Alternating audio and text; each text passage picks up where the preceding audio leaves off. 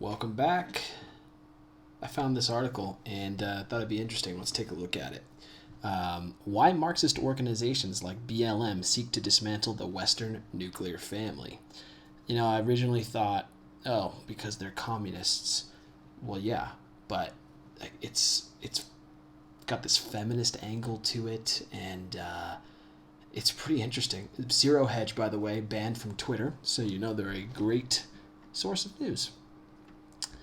One of the most oft-cited and criticized goals of the Black Lives Matter organization is its stated desire to abolish the family as we know it. Specifically, BLM's official website states, "We disrupt the Western prescribed nuclear family structure requirement by supporting each other as extended families and villages that collectively care for one another, especially our children, to the degree that mothers, parents, and children are comfortable." No men in there. This idea isn't unique to BLM, of course. Disrupting the nuclear family is a commonly stated goal amongst Marxist organizations. Given that BLM's founders have specifically claimed to be trained Marxists, we should not be surprised that the organization's leadership has embraced a Marxian view of the family. And if anyone ever gives you any crap for not supporting BLM or bending the knee or any of that, just be like, they're communists. And if they say, how could you say that? Just go straight to their website. It's right on their website. And the trained Marxist thing, they actually said that in a speech. They were on camera and on audio recording saying that they are trained Marxists, and their website states that they want to disrupt the nuclear family. And just so you know, I'm not BSing, and neither is this. It's right there. There it is on blacklivesmatter.com, what we believe. They want to get rid of the father in the household. They want to turn everything into a crap hole, basically. Just an absolute dumpster fire.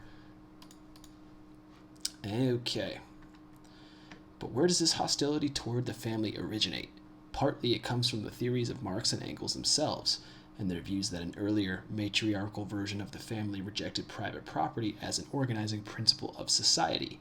It was only later that this older tribal model of the family gave way to the modern patriarchal family, which promotes and sustains private property. I'm not even sure if this is true. This part gets very interesting, and I never even heard of this, but this just doesn't even sound like human nature to me. Like, how could it even be?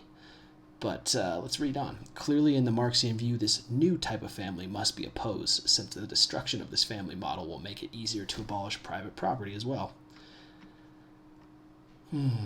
Early family units in tribal life. This part was very interesting. I never heard any of this.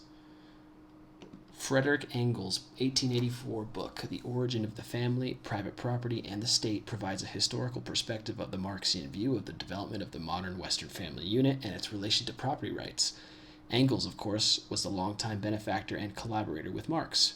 In reconstructing the origins of the family within a Marxian framework, Engels traced back to the savage primeval stage of humanity that, according to his research, revealed a condition in which unrestricted sexual intercourse existed within a tribe so that every woman belonged to every man and vice versa.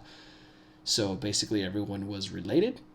Yeah, I'm going to go ahead and pass on that. I'm not trying to have brothers and sisters and cousins and basically everyone's a cousin banging each other. That does not sound good to me.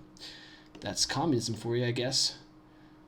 Under such conditions, Engels explained, it is uncertain who is the father of the child, but certain who is its mother. Only female lineage could be acknowledged. Being the only well-known parents of younger generations, Engels explained, women as mothers received a high tribute of respect and deference, amounting to a complete woman's rule. Is this true, though? I don't know. Might is right. You guys ever heard that? Might makes right, and women are always inferior to man when it comes to strength and physical dominance. Somehow I don't see even cavemen bowing to the females, but let's read on. Furthermore, Engels wrote, tribes were subdivided into smaller groups called gentes, a primitive form of extended family of sorts. These gens were consanguineous. Never heard that word. These gens were consanguineous, for example, included people descended from the same ancestor on the mother's side, within which intermarrying was strictly forbidden. Okay, so they had some rules against that. The men of certain gens, therefore, could choose their wives within the tribe and did so as a rule, but had to choose them outside of their gens. Angels explained. And marriage at this stage was a communal affair, meaning that multiple partnerships between men and women was closer to the rule than the exception. Because mothers were the only parents who could be determined with certainty, and the smaller gentes were arranged around the mother's relatives, early family units were very maternal in nature, and maternal law regarding rights and duties for child rearing and inheritance were the custom.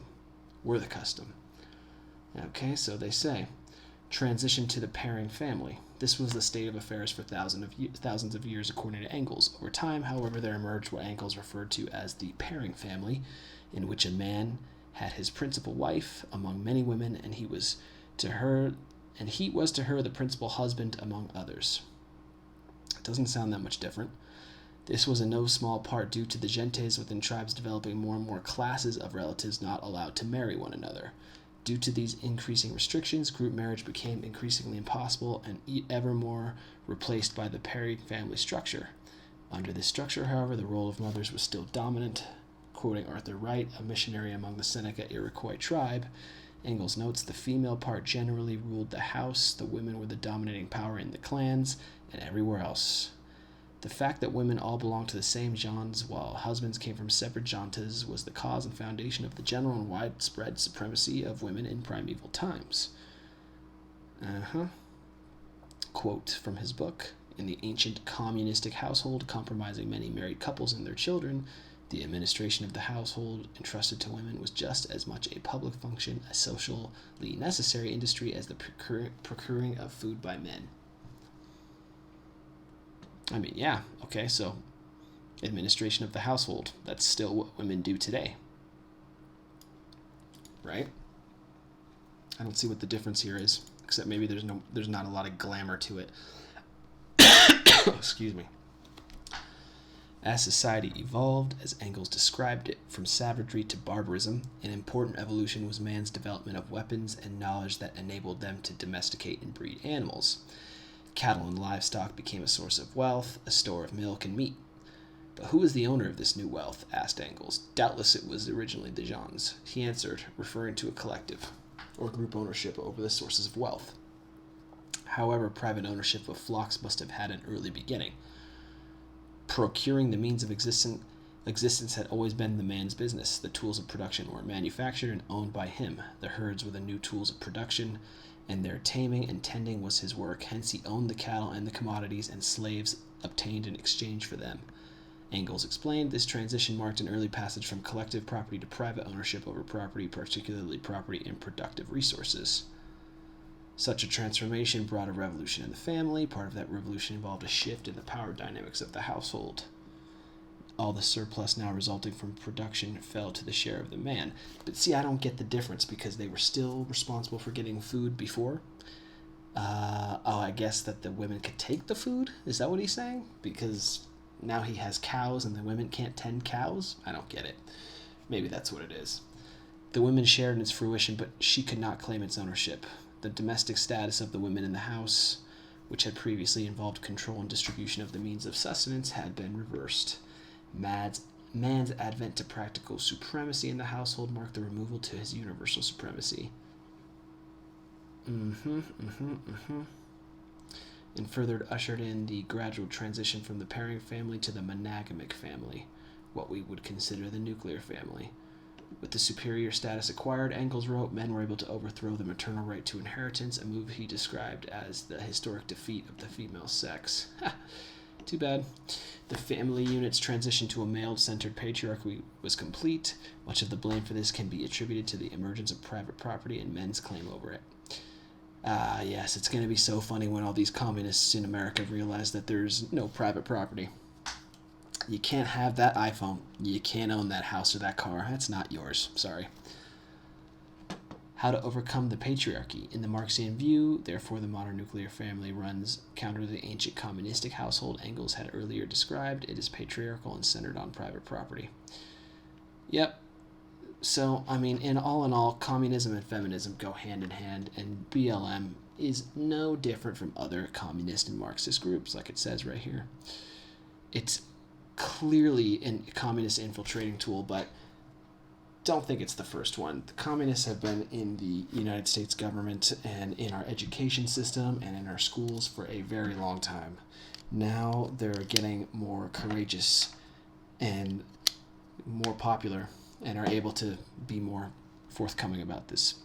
Anyway, I hope this was an interesting and informative video. Let me know if you guys like this format, just reading the news. I like Zero Hedge.